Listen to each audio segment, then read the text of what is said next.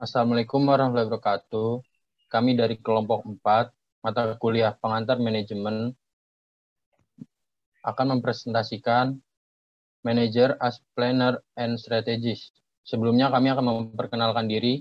Nama saya Dijan Kurniawan Ahmad. Nama saya Arista Zivani Aziz.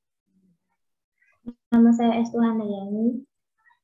Selanjutnya akan dilanjutkan oleh Arista. Baik. Yang pertama ada proses perencanaan. Di proses perencanaan, perencanaan adalah proses yang digunakan oleh manajer untuk mengidentifikasi dan memilih tujuan serta tindakan untuk organisasi. Rencana organisasi yang dihasilkan dari proses perencanaan merinci tujuan yang akan dicapai. Ya, secara lebih spesifiknya, pentingnya perencanaan didasarkan pada kenyataan, yaitu keberhasilan organisasi dan keefektifan yang sangat ditentukan oleh keberhasilan perencanaan. Perencanaan memfokuskan pada tujuan yang hendak dicapai. Perencanaan membantu menghadapi ketidakpastian dan mengantisipasi permasalahan. Perencanaan memberikan arah bagi pengambilan keputusan. Dan di sini ada 3 tahap proses perencanaan. Yang pertama ada menentukan misi dan tujuan organisasi atau tentukan bisnis. Yang kedua ada perumusan strategis atau analisis situasi dan pengembangan strategis. Yang ketiga ada implementasi strategi atau alokasi sumber daya dan tanggung jawab untuk mencapai strategi. Baik, selanjutnya ada tujuan dan rencana. Tujuan adalah keadaan masa depan yang diinginkan yang dicoba oleh organisasi yang menyadari. Sedangkan rencana merupakan cetak biru atau kerangka kerja terperinci yang menentukan alokasi sumber daya, jadwal, dan tindakan lain yang diperlukan untuk mencapai tujuan. Perencanaan menentukan tujuan organisasi dan sarana untuk mencapainya. Dan pentingnya tujuan dan rencana tanpa adanya rencana berarti tidak mempunyai tujuan yang akan dicapai, dan tanpa adanya rencana berarti tidak memiliki pedoman penerapan sehingga banyak inefisiensi. Selanjutnya, ada tujuan dan rencana itu terbagi menjadi 3, yaitu ada yang strategis. Tujuan rencana strategis, di mana organisasi ini berada di masa depan. Yang kedua, berkaitan dengan organisasi secara keseluruhan. Rencana strategis. Dalam rencana strategis, kita harus memperhatikan tindakan langkah-langkah yang digunakan untuk mencapai tujuan strategis. Cetak biru, kerangka kerja terperinci, yang mendefinisikan kegiatan organisasi dan alokasi sumber daya dan juga biasanya cenderung jangka panjang. Dan yang kedua ada tujuan dan rencana taktis. Tujuan taktis, yang pertama itu terapan ke manajemen menengah. Yang kedua, tujuan yang menentukan hasil yang divisi utama dan departemen harus mencapai. Rencana taktis. Yang pertama, rencana yang dirancang untuk membantu melaksanakan rencana strategis utama. Yang kedua, ada lebih pendek dari kerangka waktu daripada rencana strategis. Yang ketiga, tujuan dan rencana operasional. Tujuan operasional, yaitu satu, hasil yang spesifik dan terukur. Yang kedua, diharapkan dari departemen, kelompok kerja, dan individu. Rencana operasional. Yang pertama, tingkat organisasi yang lebih rendah yang menentukan tindakan langkah-langkah menuju pencapaian tujuan operasional. Yang kedua, alat untuk operasi harian dan mingguan. Yang ketiga, jadwal adalah komponen penting. Baik, selanjutnya akan dipresentasikan oleh Dejan. Karakteristik efektif dan penetapan tujuan. Karakteristik efektif dan penetapan tujuan yang pertama, spesifik dan terukur. Yang kedua, mencakup area hasil utama. Yang ketiga, menantang tapi realistis. Yang keempat, jangka waktu yang ditentukan. Yang kelima, terkait dengan hadiah.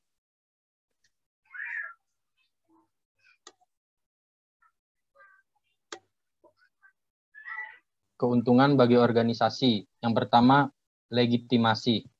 Legitimasi ini sendiri adalah apa organisasi ini berdiri dan apa alasan untuk menjadi ke depannya.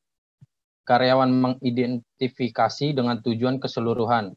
Yang kedua, sumber motivasi dan komitmen, yaitu mengidentifikasi karyawan dengan organisasi dan motivasi dengan mengurangi ketidakpastian. Yang ketiga, panduan untuk bertindak, memberikan rasa arah, memusatkan perhatian pada target tertentu, dan upaya langsung menuju hasil penting. Yang keempat, ada alasan keputusan, yaitu mempelajari apa yang ingin dicapai oleh organisasi, membuat keputusan untuk memastikan bahwa kebijakan internal, peran, kinerja, struktur produk, dan pengeluaran akan dilakukan sesuai dengan hasil yang diinginkan. Yang kelima ada standar kinerja. Standar kinerja di sini berfungsi sebagai kriteria kinerja atau memberikan standar penilaian. Ya, yang selanjutnya akan dilanjutkan oleh Estu. Yang selanjutnya itu adalah karakteristik rencana. Perencanaan mempunyai karakteristik yang mengarah ke pencapaian tujuan, mengarah ke perubahan, merupakan penyataan pilihan, mengacu pada rasionalitas dan tindakan kolektif sebagai dasar. Dalam karakteristik rencana ini terbagi menjadi 3, yaitu ada rencana jangka panjang, biasanya 5 tahun. Rencana jangka panjang ini merupakan perencanaan yang bersifat strategis. Yang kedua ada rencana jangka menengah, itu biasanya 1-5 tahun. Rencana tingkat perusahaan dan bisnis menunjukkan panjang dan istilah menengah. Dan yang ketiga ada rencana jangka pendek yang kurang dari setahun. Perencanaan jangka pendek merupakan perencanaan untuk jangka waktu 1 tahun atau kurang dari 1 tahun yang bersifat operasional. Sebagian besar perusahaan memiliki siklus perencanaan yang bergulir untuk mengubah rencana secara terus-menerus. Selanjutnya ada jenis rencana. Jenis rencana ini ada 5 bagian. Yang pertama ada manajemen by objective atau MO. Yang kedua ada standing plans. Yang ketiga ada single use plans. Yang keempat ada contingency plans. Dan kelima ada crisis management planning. Yang pertama itu ada MBO atau manajemen by objective. Itu merupakan sistem manajemen yang menggabungkan fitur-fitur dari 3 proses yang diketahui merupakan taktik manajemen yang baik dalam pemerintahan, partisipasi dalam pengambilan keputusan, penetapan tujuan, dan umpan balik yang objektif. Dalam MBO ini ada prosesnya. Yang pertama, langkah pertama, tetapkan tujuan. Tujuan ini dibagi menjadi 3, ada tujuan strategis perusahaan, tujuan departemen, dan juga tujuan individu. Langkah kedua, kembangan rencana aksi. Langkah ketiga, ada tinjauan kemajuan, meninjau kemajuan, setelah itu ambil tindakan yang korektif. Dan langkah keempat adalah menilai secara keseluruhan tunjukan atau kegiatan. Selanjutnya ada manfaat dan masalah MBO. Manfaat MBO ini ada performa yang ditingkatkan di semua level perusahaan, karyawan yang dapat termotivasi, dan juga departemen dan individu tujuan diselaraskan dengan tujuan perusahaan. Yang kedua ada masalah MBO. Perubahan konstan mencegah MBO dari pemegang, lingkungan miskin, hubungan antara atasan dan karyawan mengurangi efektivitas MBO, dan terakhir ada tujuan strategis mungkin tergeser dengan tujuan operasional. Selanjutnya ada rencana tetap, ada standing plans. Itu merupakan tugas yang dilakukan berulang atau keputusan yang diprogram. Perencanaan tetap atau standing plans ini merupakan perencanaan yang digunakan untuk kegiatan yang terjadi berulang kali secara terus-menerus. Manajer mengembangkan kebijakan, aturan, dan standar prosedur operasi atau SOP. Kebijakan adalah panduan umum untuk bertindak dan menyediakan arah bagi orang-orang dalam organisasi. Aturan menggambarkan bagaimana tindakan tertentu harus dilakukan.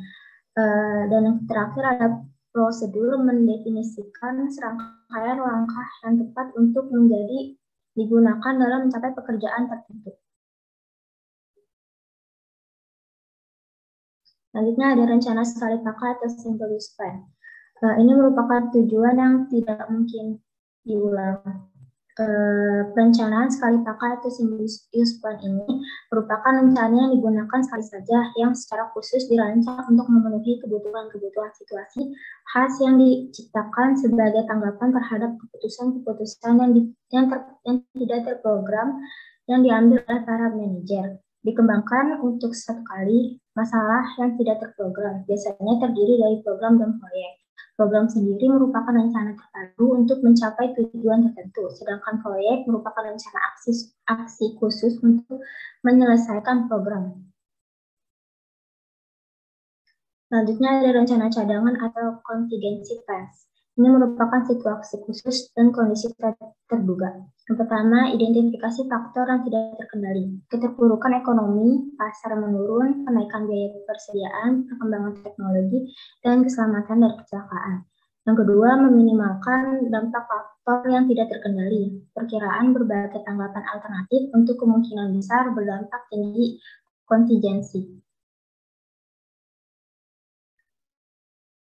Selanjutnya ada perencanaan krisis manajemen atau krisis manajemen plan CMP. CMP ini merupakan sebuah perencanaan yang telah teruji dan diperuntukkan untuk menangani suatu kejadian yang mempunyai dampak bisnis, baik finansial, brand maupun hukum, yang berdampak sangat besar atau sangat berbahaya sehingga perusahaan dinyatakan dalam kondisi krisis. Tujuan dari CMP ini adalah mengutamakan keselamatan jiwa dan memberikan pertolongan pada korban, memperkecil kerusakan lingkungan, memperkecil kerugian terhadap sumber daya dan koperasi bisnis perusahaan, mengelola komunikasi internal dan eksternal terkait langkah tanggapan darurat dan action plan.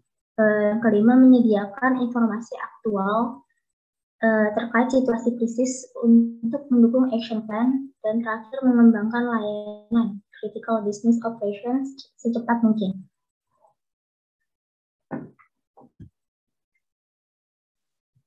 Jadi dapat disimpulkan dari pembahasan di atas adalah kita dapat menyimpulkan strategi bisnis yang berfokus pada pengembangan produk, pemasaran, dan mempertahankan perkembangan bisnis. Adanya perubahan peraturan mempertahankan kerjasama antar perusahaan lain, dan yang pastinya untuk mencapai keunggulan dalam persaingan bisnis. Dan dapat dipahami juga dari perencanaan strategi di atas, betapa pentingnya manajer sebagai perencanaan dan ahli strategi untuk meminimalisir permasalahan umum yang sering kita temui dalam dunia manajemen seperti ketidakpastian, pemborosan, kurangnya pengarahan, dan juga komunikasi yang kurang baik antar tim yang dapat menghambat jalannya perencanaan manajemen tersebut. Sekian dari kelompok kami, kurang lebihnya mohon maaf. Wassalamualaikum warahmatullahi wabarakatuh. Waalaikumsalam warahmatullahi wabarakatuh.